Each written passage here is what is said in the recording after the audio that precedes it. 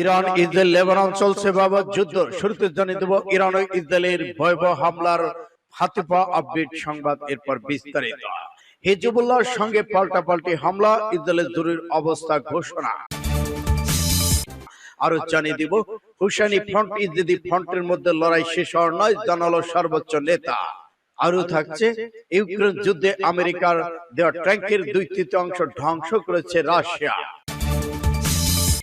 আরো জানিয়ে দিব নাইজেরিয়ার ইসলামী আন্দোলন নেতা ইসরায়েল পতনের দিকে এগিয়ে যাচ্ছে বলে ঘোষণা। সচিবালয় আনসারদের সঙ্গে শিক্ষার্থীদের সংঘর্ষ, কয়েকজন আহত। উস্কানি দিলেই পরমাণু অস্ত্র দিয়ে হামলা চালাবো, কিম জং উনের ঘোষণা। শেখ হাসিনার পতনের পর একজন হিন্দু ভারতে আসেনি, আসামের মুখ্যমন্ত্রীর ঘোষণা। এবং সর্বশেষে জানিয়ে দেব স্বৈরাচারী ইসরায়েলি সরকারের বিরুদ্ধে 3 দেশ থেকে ভয়াবহ হামলা শুরু, পড়ছে লাশে লাশ। এতক্ষণ শুনছিলেন সংবাদ শিরোনাম, এখন বিস্তারিত। তবে অনুরোধ থাকবে এই ভিডিওটিতে একটি লাইক দিন এবং কমেন্টস করে জানিয়ে দিন আপনি কোন জেলা থেকে বা কোথা থেকে আমাদের সাথে যুক্ত রয়েছেন, এবং ইসরায়েল ফিলিস্তিন লেবানন যুদ্ধের সর্বশেষ গুরুত্বপূর্ণ আপডেট সংবাদ হাতে পেতে চ্যানেলটি সাবস্ক্রাইব করুন এবং আমাদের সঙ্গেই থাকুন। ধন্যবাদ। হিজবুল্লাহর সঙ্গে পাল্টাপাল্টি হামলা, ইসরায়েলের জরুরি অবস্থা ঘোষণা। হিজবুল্লাহর সিনিয়র কমান্ডার ফুয়াদ শুকুরকে হত্যা করেছে ইসরায়েল। এর প্রতিশোধ হিসেবে রোববার 25শে আগস্ট ইসরায়েলের বিরুদ্ধে কয়েকশো রকেট ও ড্রোন হামলা চালিয়েছে গোষ্ঠী হিজবুল্লাহ। হিজবুল্লাহ এই হামলার প্রতিক্রিয়া কিভাবে দেখা দিয়েছে ইসরায়েল, এ নিয়ে দেশটি মন্ত্রিসভা বৈঠক বসেছে, খবর রয়টার্সের। ইসরায়েলি সামরিক বাহিনী বলেছে হিজবুল্লাহর হামলার প্রস্তুতি নিচ্ছে এবং তথ্য পেয়ে গোষ্ঠীটির একাধিক লক্ষ্যবস্তুতে আগেভাগে হামলা চালিয়েছে তারা। এদিকে ফিলিস্তিনি অবরুদ্ধ গাজা উপত্যকায় ইসরায়েলে হামলা শুরুর পর থেকেই ফিলিস্তিনদের সমর্থন ইসরায়েল লেবানন সীমান্তে গুলি বিনিময় করেছে ইসরায়েলি সেনারা, হিজবুল্লাহ যোদ্ধারা। এই অন্যতম বৃহত্তর হামলাগুলো একটি ছিল রবিবারে হামলা। এক বিবৃতিতে ইসরায়েলি সামরিক বাহিনী বলেছে হিজবুল্লাহ হামলার আগে দক্ষিণ লেবানন গোষ্ঠীটির 40টি লক্ষ্যবস্তু 100টির বেশি যুদ্ধবিমান নিয়ে হামলা চালিয়েছে ইসরায়েল। এতে হাজার হাজার লঞ্চার ব্যারেল ধ্বংস হয়েছে।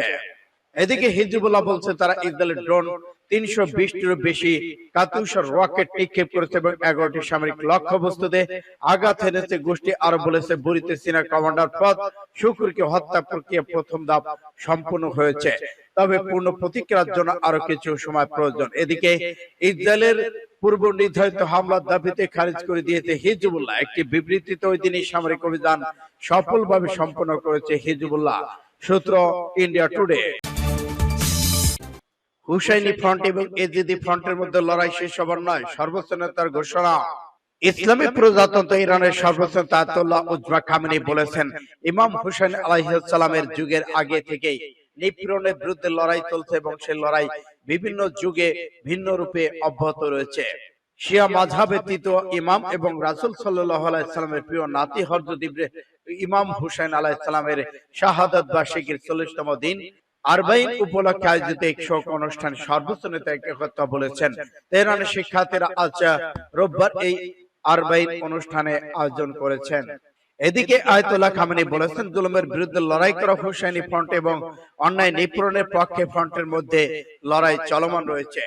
ইসরায়েলি ফ্রন্ট এবং এজিদি ফ্রন্টের মধ্যকার এই লড়াই শেষ হবার নয়, সর্বোচ্চ নেতা আরো বলেছেন ইমাম হুসাইন আলাইহিস সালামের যুগে আগে থেকে আজ পর্যন্ত একটু দুটি ফ্রন্ট বিদ্যমান ছিল, তা অব্যাহত থাকবে। এই যুদ্ধে বিভিন্ন রূপ রয়েছে। তলোয়ার বর্ষার যুগে এক রূপ, পরমাণু কৃত্রিম বুদ্ধিমত্তার যুগে আরেক রূপ এটি বিদ্যমান, সূত্র পাস টুডে।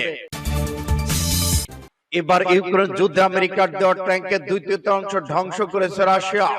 ইউক্রেনকে আমেরিকা যেসব আব্রামস M1 ট্যাঙ্কে সরবরাহ করেছে তার 2/3 6 মাসের মধ্যে ধ্বংস করে দিয়েছে রাশিয়া। গত বৃহস্পতিবার মিলিটারি ওয়াচ ম্যাগাজিন এ তথ্য দিয়েছে। ম্যাগাজিনটি সম্প্রতি একটি জরিপ প্রতিবেদন প্রকাশ করেছে। তাতে দেখা যায় ওয়াশিংটন কিয়েভকে 31টি ট্যাঙ্ক দিয়েছে, যার মধ্যে প্রায় 20টি এরই মধ্যে রাশিয়ার সেনারা ধ্বংস করে দিয়েছে। প্রতিবেদনে বলা হয়েছে রাশিয়া টেলিগ্রাম চ্যানেল আপলোড করা ভিডিওগুলোতে দেখা যায় রাশিয়া কুরস্ক অঞ্চলে সর্বশেষ আব্রামস 1 ট্যাঙ্ক উড়িয়ে দেওয়া হয়েছে। গুণগত মান নিয়ে প্রশ্নে থাকা আব্রামাস M1 ট্যাঙ্কের সুরক্ষা বাড়ানোর পদক্ষেপ নিয়েছিল ইউক্রেন। এরপর বেশ সেনাদের সেরা এন্টি ট্যাঙ্ক মিসাইলকে প্রতিরোধ করতে পারেনি আব্রামাস M1। সূত্র ফাস্ট টুডে SIBGR। নাইজেরিয়ার ইসলামী আন্দোলনের নেতা ইসরায়েলি পতনের দিকে এগিয়ে যাচ্ছে। নাইজেরিয়ার ইসলামী আন্দোলনের নেতা ইসরায়েলের সরকারের নড়বড়ে অবহিত করে বলেছেন, দখলদার ইসরায়েল ক্রমে পতন ধ্বংসের দিকে এগিয়ে যাচ্ছে। নাইজেরিয়া ইসলামী আন্দোলন নেতা শেখ ইব্রাহিম জাকজাকি ইরাকের কারবালা শহরে আল আকসার আহ্বান ব্যানারে আয়োজিত মিছিলে স্লোগান করে বলেছেন, ইহুদিবাদী ইসরায়েল নামক অবৈধ রাষ্ট্র নড়বড়ে হয়ে পড়েছে এবং তার পতনের দিকে এগিয়ে যাচ্ছে। শেখ জাকজাকি ইসরায়েলের ব্যর্থতার দিকে ইঙ্গিত করে বলেছেন, দখলদার এই শক্তির পতন শুরু হয়েছিল আল আকসা তুফান অভিযান শুরুর পর থেকে। সর্বশক্তিমান আল্লাহর ইচ্ছায় ইসরায়েল ধ্বংস অতি সন্নিকটে। এটা কেবল আশাবাদ নয়, বরং ইসরায়েলের পতনের বিষয়টি আমরা সবাই দেখতে পারছি। এবার সচিবালয়ে আনসারদের সঙ্গে শিক্ষার্থীদের সংঘর্ষ, কয়েকজন আহত। রাজধানী সচিবালয় এলাকায় আনসার সদস্যদের সঙ্গে ঢাকা বিশ্ববিদ্যালয়ের শিক্ষার্থীদের পাল্টা দেওয়া সংঘর্ষের ঘটনা ঘটেছে। রোববার 25শে আগস্ট রাত 9:30টার দিকে সচিবালয়ের সামনে এই ঘটনা ঘটে। এই সময় বেশ কয়েকজন আহত হওয়ার খবর পাওয়া গেছে। বৈষম্য বিরোধী ছাত্র আন্দোলনের সমন্বয়ক, অন্তর্বর্তী সরকারের উপদেষ্টা নাহিদ ইসলাম, সমন্বয়ক সাজ্জিদ আলম ও হাসনাত আব্দুল্লাহ সহ অনেককে আটক রাখার খবরে সচিবালয়ের উদ্দেশ্যে রওনা হন ঢাকা বিশ্ববিদ্যালয়ের শিক্ষার্থীরা। এই সময় আনসার সদস্যরা শিক্ষার্থীদের ধাওয়া করে। এই সময় কয়েকজনকে লাঠিপেটা করে আনসার সদস্যরা। পরে শিক্ষার্থীদের ইটপাটকেল নিক্ষেপ করলে আনসার সদস্যরা পিছু হটে। এই প্রতিবেদনে লেখার সময় সেনাবাহিনী এসে পরিস্থিতি নিয়ন্ত্রণের চেষ্টা করে। এই সময় শিক্ষার্থীদের কাছে বেশ কিছু আনসার সদস্যকে ক্ষমা প্রার্থনা করতে দেখা গেছে। তখন আনসার সদস্যদের উদ্দেশ্যে ভুয়া ভুয়া স্লোগান দিতে থাকে শিক্ষার্থীরা। এর আগে রাত 8:30টার দিকে হাসনাত আব্দুল্লাহ, সাজ্জিদ আলম ফেসবুক পোস্টে তাদের আটকে রাখার বিষয়টি জানালে বিক্ষুব্ধ শিক্ষার্থীরা রাজু ভাস্কর্যের পাদদেশে জমা হতে থাকে। পরে রাত 9টা তারা সচিবালয়ের উদ্দেশ্যে যাত্রা শুরু করেন। উস্কানি দিলে পরমাণু অস্ত্র দিয়ে হামলা করা হবে, কিম জং উনের ঘোষণা। এবার উত্তর কোরিয়ার নেতা কিম জং উন সরাসরি প্রকাশ্যে ঘোষণা দিয়েছেন, কোন রকম উস্কানি দিলে পরমাণু অস্ত্র দিয়ে হামলা করা হবে বলে জানিয়েছেন। গতকাল কোরিয়া সেন্ট্রাল নিউজ এজেন্সির KCN এক প্রতিবেদনে আন্তঃমহাদেশীয় ক্ষেপণাস্ত্র নিয়ে উত্তর কোরিয়ার সেনাদের মধ্যে মহড়া চলাকালে এই হুঁশিয়ারি উচ্চারণ করেন তিনি। এদিকে কিম জং উন এই ক্ষেপণাস্ত্র পরীক্ষার মধ্য দিয়ে উত্তর কোরিয়া সেনাদের যুদ্ধ প্রস্তুত উচ্চ পর্যায়ের সক্ষমতা পরিষ্কার হয়েছে। এরপর তিনি দেশের বিভিন্ন সামরিক বাহিনীকে আরো শক্তিশালী অর্জনের পরামর্শ দিয়েছেন। এদিকে অন্য এক বিবৃতিতে কিম জং উনের বোন কিম ইয়ং জং বলেছেন, আন্তঃমহাদেশীয় ব্যালিস্টিক ক্ষেপণাস্ত্র পরীক্ষা মধ্য দিয়ে উত্তর কোরিয়া তার আত্মরক্ষার অধিকারের বার্তা দিয়েছেন।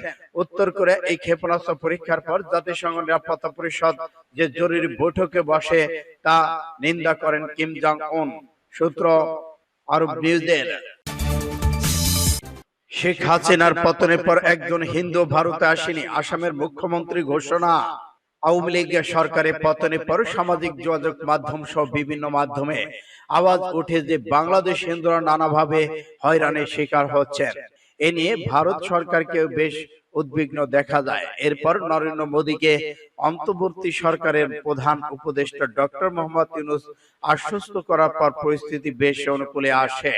সরকার পতনের পর থেকেই বেশ কিছু ভারতীয় মিডিয়া বাংলাদেশ হিন্দু নির্যাতন হচ্ছে বলে অভিযোগ করতে থাকে, তবে বাস্তবতার সাথে তার খুব একটা মিল পাওয়া যায়নি। এবার আসামের মুখ্যমন্ত্রী হিমন্ত বিশ্ব শর্মা এ নিয়ে মুখ খুললেন, বললেন শেখ হাসিনা সরকারের পতনের পর বাংলাদেশ থেকে একজন হিন্দু ভারতে যায়নি। হিমন্ত বিশ্ব শর্মার ভাষ্য, বাংলাদেশ হিন্দুরা সেখানেই বসবাস করছেন। গত 1 মাসে একজন হিন্দু ভারতে প্রবেশের চেষ্টা করেছে বলে ধরা পড়েনি। তবে হিমন্ত দাবি করেছেন গত 1 মাসে 35 জন মুসলিম অনুপ্রবেশকারীকে গ্রেফতার করা হয়েছে। সূত্র ফাস্ট টুডে। ইসরায়েলি স্বৈরাচার সরকারের বিরুদ্ধে 3 বাহিনী হামলা শুরু। এবার ইসলামী প্রজাতন্ত্র ইরানের পররাষ্ট্র মন্ত্রণালয়ের মুখপাত্র নাসের কানানি বলেছেন, ফিলিস্তিন জনগণ চূড়ান্তভাবে ইহুদিবাদী ইসরায়েলের বিরুদ্ধে লড়াই বিজয় হবে। আজ রোববার আরবাইন উপলক্ষে সামাজিক মাধ্যম এক্সে পেজে এক পোস্টে তিনি একথা বলেন। নাসির কানানি বলেছেন, ইসরায়েল আগ্রাসন শহীদ নিরীহ ফিলিস্তিনিদের রক্ত অবশেষে ফিলিস্তিন জাতিকে দখলদারের বিরুদ্ধে বিজয় করবে। আরবাইন হলো শিয়া মুসলমানদের তৃতীয় ইমাম রাসূল সাল্লাল্লাহু আলাইহি ওয়াসাল্লামের প্রাণপ্রিয় নাতি হযরত ইমাম হুসাইন আলাইহিস সালামের শাহাদাত বার্ষিকীর ৪০তম দিন। কুখ্যাত অত্যাচারী ইয়াজিদের বিরুদ্ধে লড়াই করতে গিয়ে ইমাম হুসেন আলাইহিস সালাম কারবালা প্রান্তরে শাহাদাত বরণ করেন। তবে কালের পরিক্রমায় সত্যপন্থীরা ইমাম হুসাইনকেই নেতা হিসেবে গ্রহণ করেছেন এবং তার আদর্শ অনুসরণ করেছেন।